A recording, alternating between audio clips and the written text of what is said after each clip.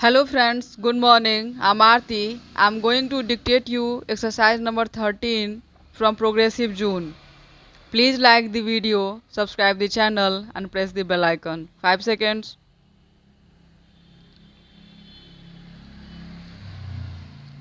Start.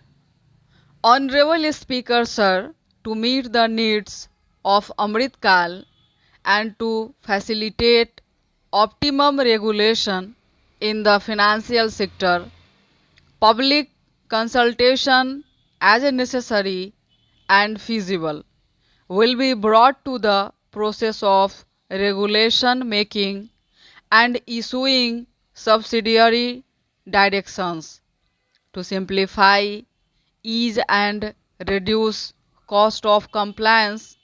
Financial sector regulators will be requested to carry out a comprehensive review of existing regulations.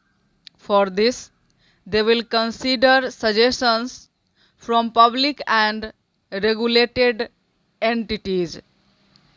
Time limits to decide the applications under various regulations will also be laid down to enhance business activities in GIFT IFSC. The following measures will be taken: delegating powers under the SEZ Act to IPSCA to avoid dual regulation, setting up a single window IT system for registration and approval from IPSCA, SEZ authorities, etc., permitting acquisition, financing by IFSC banking units of foreign banks, establishing a subsidiary of Exim Bank for trade refinancing, amending IPSCA Act for statutory provisions for arbitration, ancillary services, and avoiding dual regulation under SEZ Act, and recognizing offshore derivative instruments as valid contracts. To improve bank governance and enhance investors' protection, certain amendments to the Banking Regulation Act, the Banking Companies Act, and the Reserve Bank of India Act are proposed. Functionaries and professionals in the securities market, SEBI will be empowered to develop, regulate, maintain, and enforce norms and standards for education in the National Institute of Securities Markets, and to recognize award of degrees, diplomas, and certificates. A central processing center will be set up for faster response to companies through centralized handling of various forms filled with field offices under the Companies Act for investors to reclaim unclaimed shares and unpaid dividends from the Investor Education and Protection Fund Authority with ease. An integrated IT portal will be established. Digital payments continue to find wide acceptance.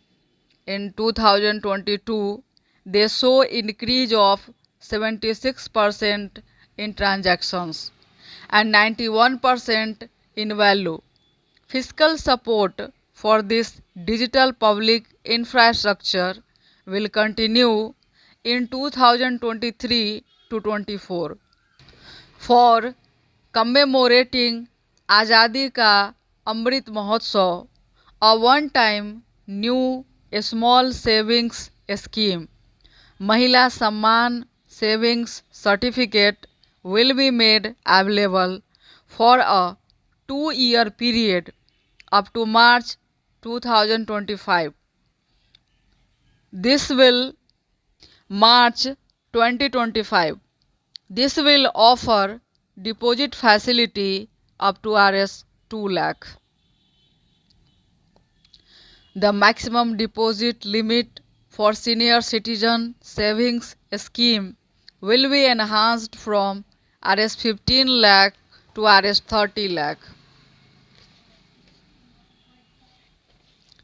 The maximum deposit limit for monthly income account scheme will be enhanced from Rs 4.5 lakh to Rs 9 lakh for single account and from Rs 9 lakh to Rs 15 lakh for joint account.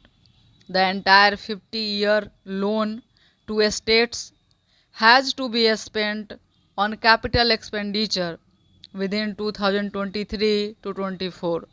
Most of this will be at the discretion of estates, but a part will be conditional on estates increasing their actual capital expenditure.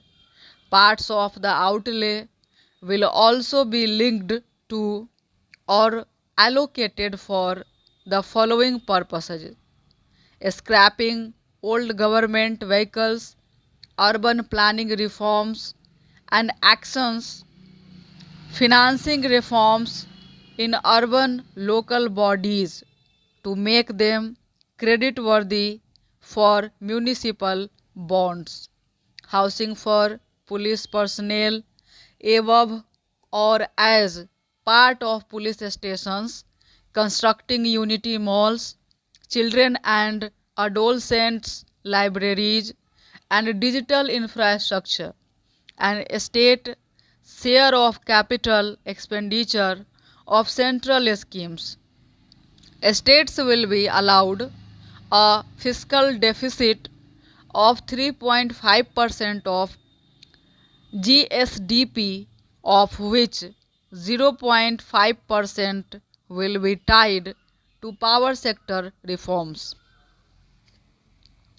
The revised estimate of the total receipts other than borrowings is Rs 24 lakh crore, of which the net tax receipts are Rs 21 lakh crore. The revised estimate of the total expenditure is Rs 42 lakh crore, for which the capital expenditure is about Rs 7.3 lakh crore. The revised estimate of the fiscal deficit is 6.4% of GDP, adhering to the budget estimate. Coming to 2023 to 24, the total receipts other than borrowings and the total expenditure are estimated at Rs 27 lakh crore and Rs 45 lakh crore respectively. The net tax receipts are estimated at Rs 23 lakh crore. The fiscal deficit is estimated to be 5.9% of GDP.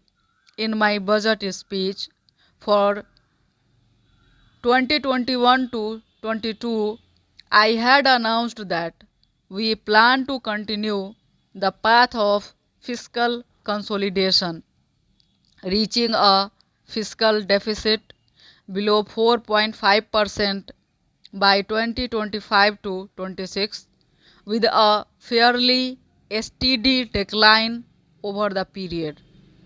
We have adhered to this path, and I reiterate my intention to bring the fiscal deficit below 4.5% of GDP by 2025 to 26. To finance the fiscal deficit in 2023 to 24, the net market borrowings from dated securities are estimated at Rs 11.8 lakh crore. The balance financing is expected to come from small savings and other sources estimated at Rs 15.4 lakh crore. Stop.